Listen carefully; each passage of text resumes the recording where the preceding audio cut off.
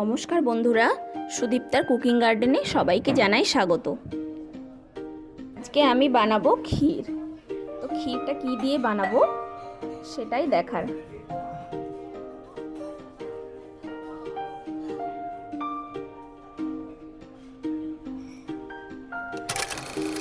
আজকের ক্ষীরটা আমি বানাবো তরমুজের খোসা দিয়ে। তো এই যে আমি তরমুজের খোসাগুলো সুন্দরভাবে কেটে রেখেছিলাম, এটাকে এখন একটা গ্রেটারের সাহায্যে গ্রেট করে নিচ্ছি।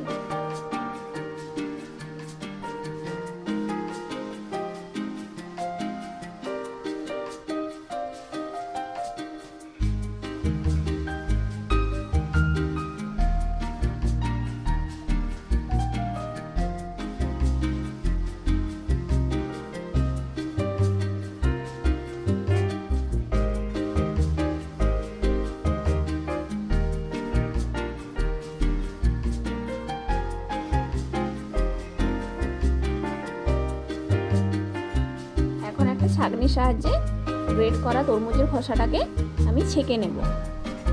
জলটা ঝরে গেলে এটাকে আমি ভালো করে হাত দিয়ে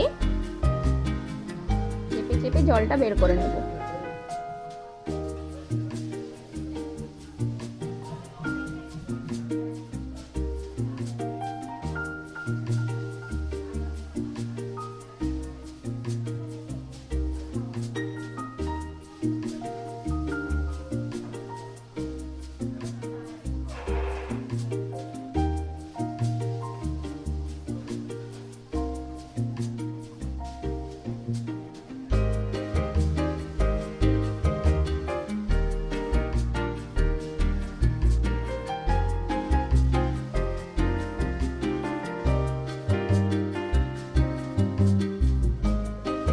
সমস্ত তরমুজের খোসা থেকে জলগুলো আমি বের করে নিয়েছি।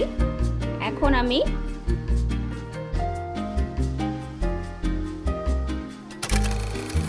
কড়ার মধ্যে দিয়ে দিচ্ছি ঘি। ঘিটা গলে গেলে তার মধ্যে দিয়ে দিলাম তেজপাতা একটা গোটা, আর এখন দিয়ে দেব কাজু। কাজুগুলোকে আমি একটু কুচি কুচি করে ভেঙে রেখেছি। আর এখন দিয়ে দিচ্ছি এলাচ। এলাচ এখানে আমি দুটো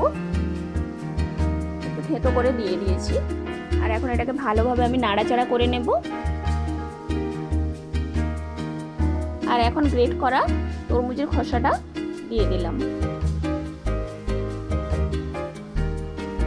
এটাকে একটু ভালোভাবে নাড়াচাড়া করে নেব। একটু সুন্দর করে নেড়ে চেড়ে নিয়ে এর মধ্যে আমি আবারও 1 চামচ ঘি অ্যাড করে দিচ্ছি।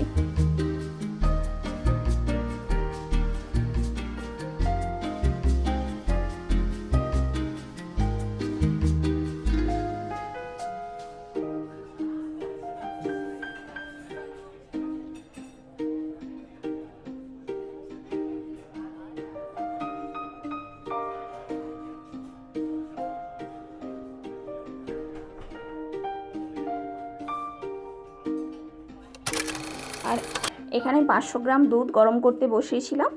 দুধটা মরে মরে একদম অনেকটা কমে এসেছে, ক্ষীর হয়ে এসেছে প্রায়। এর মধ্যে আমি এখন কনডেন্স মিল্ক অ্যাড করে দিচ্ছি 2 চামচ পরিমাণ।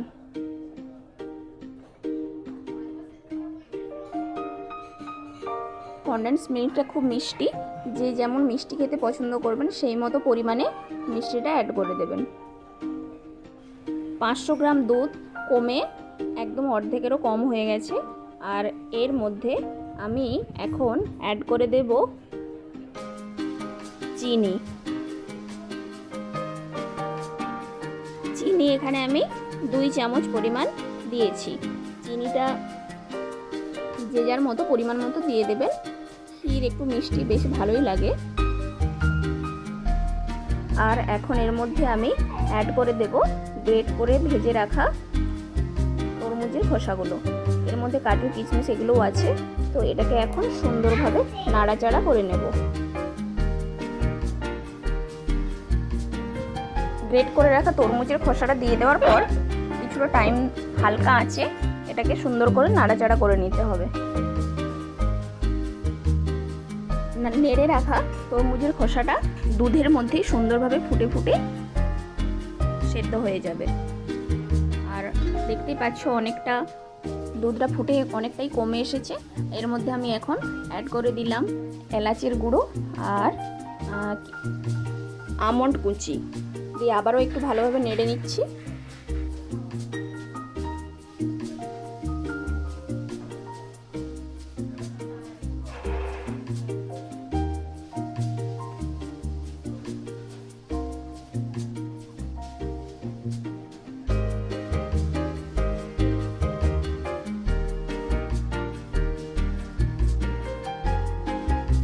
ক্ষীরটা বানানোর সময় অনবরত ঠিক এইভাবে শেষের দিকতে নাড়াচাড়া করতে হবে, না হলে এটা লেগে যাওয়ার একটা ভয় থেকে যায়।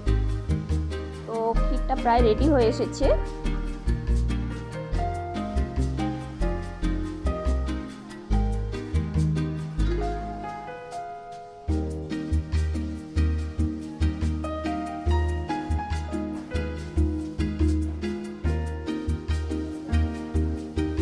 এখন আমি একটা বাটির মধ্যে ক্ষীরটা সার্ভ করে দিচ্ছি। তরমুজের সিজন থাকাকালীন এই রেসিপিটা বাড়িতে একবার ট্রাই করতে পারেন। এটা একদমই ভিন্ন স্বাদের একটা রেসিপি।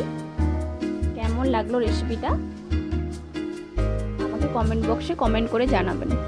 আর রেসিপিটা যদি ভালো লেগে থাকে তো চ্যানেলটি অবশ্যই সাবস্ক্রাইব করে নেবেন আর পাশে থাকা বেল আইকনটি প্রেস করে নেবেন, তাহলে আমার চ্যানেলের সমস্ত নোটিফিকেশান সবার আগে আপনাদের কাছে পৌঁছে যাবে।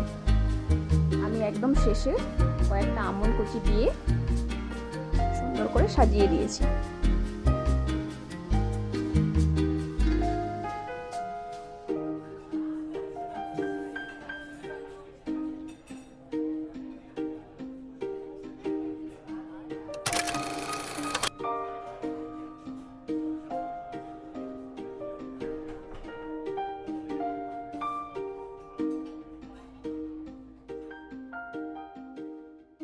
সবাই ভালো থাকবেন, সুস্থ থাকবেন। আবারও একটা নতুন রেসিপি নিয়ে আমি সুদীপ্তা আপনাদের কাছে চলে আসব। ধন্যবাদ।